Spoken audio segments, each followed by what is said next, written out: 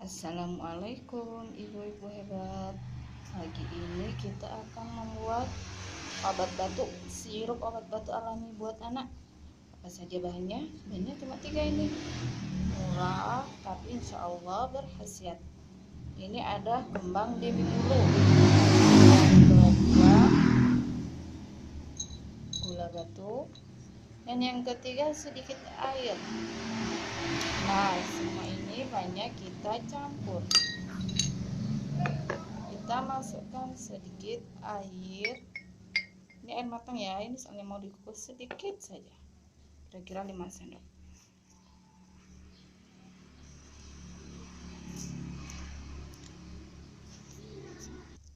Kita panaskan kukusan terlebih dahulu ya.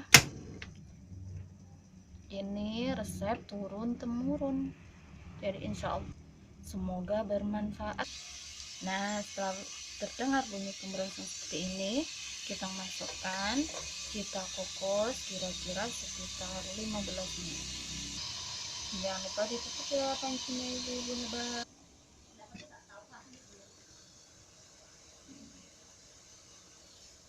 Nah, ternyata sudah lalu, kita masukkan kompor. Nah, ini setelah kita pisahkan dari bunga belimbing wuluhnya.